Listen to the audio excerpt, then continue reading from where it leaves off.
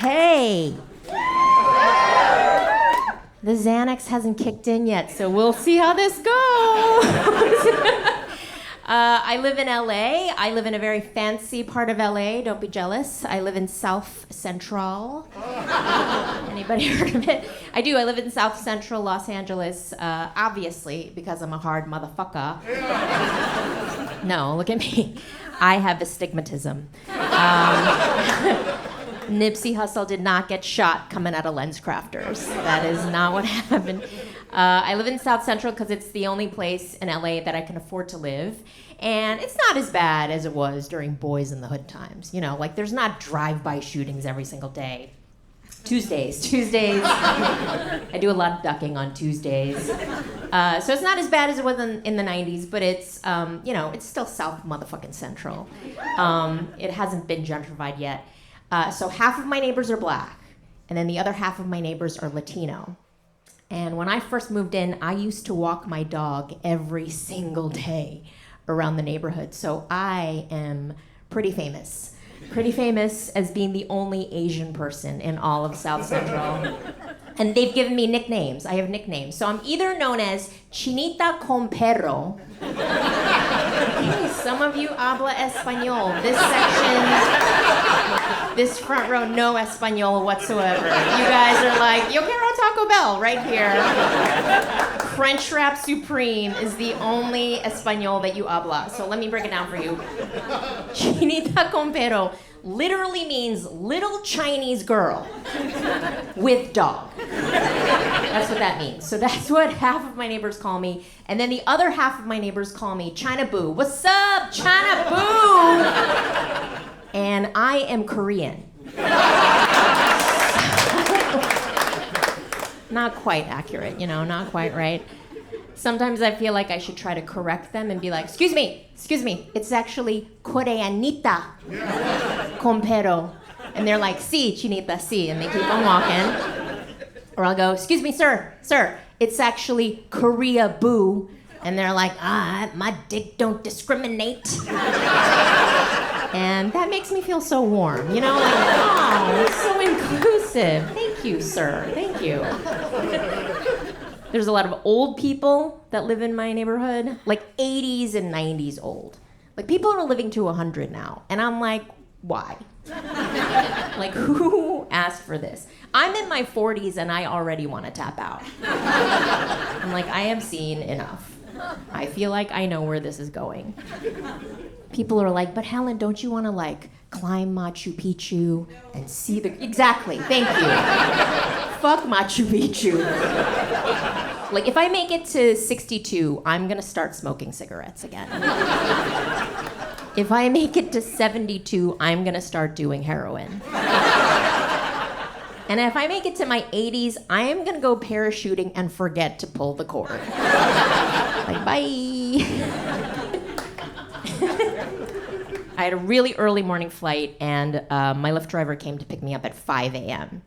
And really nice guy, I get in, he goes, Helen, do you have any music preferences? I was like, dude, it's 5 a.m. Whatever music you need to keep awake and not crash this car is the music that I'm down with. And he goes, that is so thoughtful, thank you. So then he plays his music. Have you ever heard the song by Bryan Adams that goes, everything I do, I do it for you. Everybody! No, don't. Don't do that. Okay, raise your hand if you have ever heard the pan flute version of Bryan Adams.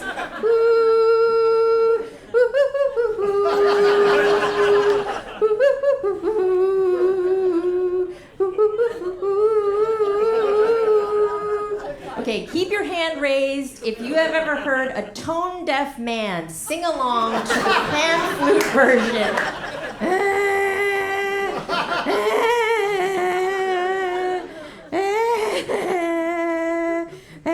Okay, now keep your hand raised if you have ever tuck and rolled out of a moving vehicle to get away from a tone-deaf man singing along to Bryan Adams.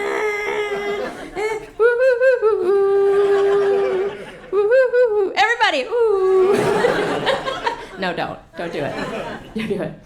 I don't have any kids. Make some noise if you have kids in here. Yeah, feel that energy. Oh, shit. Bitch, we came here to forget. I don't have any kids, but my sister does have a kid, and I am helping her raise this kid. And the more that I learn about babies, the more I'm like, how the fuck are we all alive?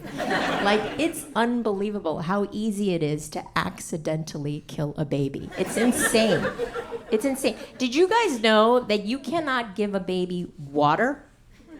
Water, plain ass water. If you give it to a baby, dead. Fully dead. Water, the stuff of life, the stuff that every living organism on planet Earth needs to survive. Baby, fully dead. Fully dead.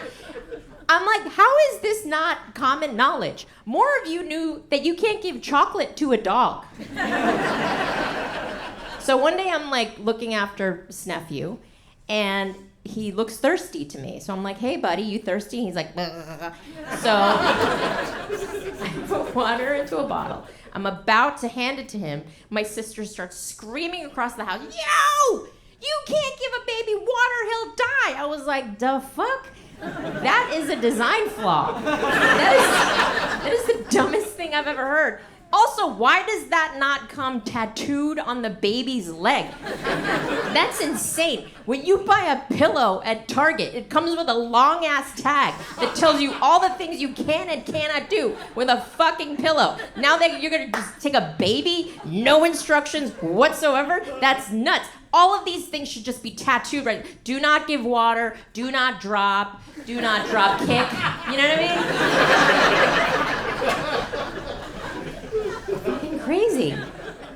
Most of my girlfriends do have kids, and they knew that I didn't know shit when my nephew came along, and so they started calling me with advice. And one of them was like, she did not sugarcoat. She gave it to me straight. She goes, Helen, do not ever let that thing walk. Second that thing starts walking, you're on suicide watch 24/7. It's true. What is it about babies trying to kill themselves? They just got here and they're like, I'm done. I need an exit plan. Get me the fuck out of here. I could show this baby a table of 50 toys. The most fun toys. Plushies, things that light up. 50 toys and one knife. Gotta go for the knife, right? So I get this good piece of advice. Don't ever let it walk. My nephew turns 1 and starts threatening to walk. He's doing the thing. I'm like, oh, not on my watch. I sweep the leg. Stay down! All right, you guys have been awesome. My name is Helen Hong. Thank you.